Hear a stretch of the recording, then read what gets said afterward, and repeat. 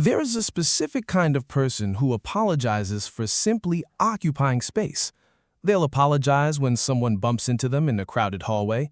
They'll lie awake at night, convinced that asking for a minor favor ruins someone's day. If you constantly feel like an inconvenience, you aren't broken. You're carrying the quiet, unseen weight of growing up emotionally invisible. When you were young, you learned that your needs were a burden, so you stopped asking for help and shrank yourself to fit. Today, we are breaking down the psychological architecture of childhood emotional neglect. We'll explore why your brain convinced you that surviving alone was your only safe option.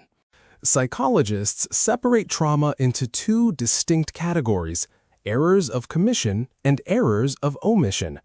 Commission is active harm, but omission is the quiet absence of what should have been there. Childhood emotional neglect, or CEN, belongs entirely to omission. It happens when parents fail to notice, validate, or respond to a child's emotional needs. Research shows that an emotionally neglected child's brain interprets silent indifference as a form of danger. To adapt, the mind constructs a negative self-schema, a deeply held belief that says, "My feelings do not matter." You learn to suppress your inner world because expressing it yields zero emotional return. Over time, this emotional suppression becomes your default operating system. Think back to the first time you stopped crying because you realized nobody was coming into the room.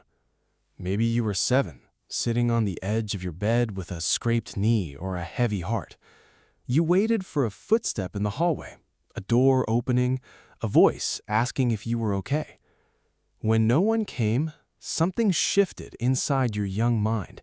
You wiped your own face, swallowed the lump in your throat, and handled it yourself. That micro-moment wasn't just a childhood memory, it was a quiet blueprint. You learned that emotional survival meant becoming your own parent long before you were ready. You built a fortress around your heart and called it maturity. When emotional needs go consistently unanswered, the brain develops what psychologists term compulsory self-reliance, commonly known as hyper-independence. This is not a casual personality quirk. It is a neurological survival strategy. During stress, the prefrontal cortex normally seeks co-regulation through social connection to lower cortisol levels. However, in individuals who experienced early neglect, asking for support activates the amygdala's threat response instead. Your nervous system registers vulnerability as an unsafe exposure to potential rejection or abandonment. Consequently, you default to extreme self-sufficiency, preferring total burnout over the terrifying prospect of depending on someone else. What society praises as extraordinary strength is often just a highly functional freeze response disguised as productivity. In attachment theory, prolonged emotional neglect in early development primary triggers either a dismissive avoidance or fearful avoidance attachment pattern. When caregivers consistently ignore emotional signals, the child's brain adapts through a process called schema avoidance. The mind builds an internal working model that views others as unreliable and oneself as inherently self-contained. Dr. Jeffrey Young's schema therapy framework identifies this as the emotional deprivation schema. It creates an unconscious expectation that your primary emotional needs for warmth, empathy, and protection will never be met by others. To prevent the pain of disappointment, your cognitive system preemptively shuts down emotional closeness. You remain relational enough to function socially, but maintain an invisible perimeter to protect your inner core. Now, let's pump the brakes for a second and be completely honest with ourselves. Are you actually independent, or are you just terrified of being known? Because there's a massive difference between loving your peace and using isolation as a shield.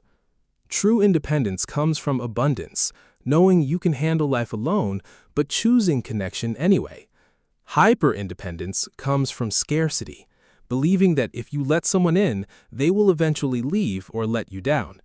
The very armor that kept you safe as a child becomes the prison that keeps you lonely as an adult. Recognizing that distinction isn't easy, but it's where real healing actually begins. You don't have to keep earning your right to exist. Healing from emotional neglect requires rewiring the neurobiological pathways formed in childhood. In clinical psychology, this process begins with reparenting and schema restructuring. You must learn to consciously recognize your core emotional needs rather than reflexively suppressing them. When you notice the urge to withdraw or refuse support, recognize it as an outdated defense mechanism. Neuroplasticity proves that your brain can form new attachment patterns even in adulthood through safe, incremental exposure to vulnerability. Allowing someone to help you with a minor task creates new neural pathways that challenge the old belief that you are alone. You were not broken for learning to survive. You were simply adaptive. Now, you can finally teach your nervous system that it is safe to put the armor down. You can watch the rest of this ongoing series right now over on our channel. Click the next video on your screen to keep exploring.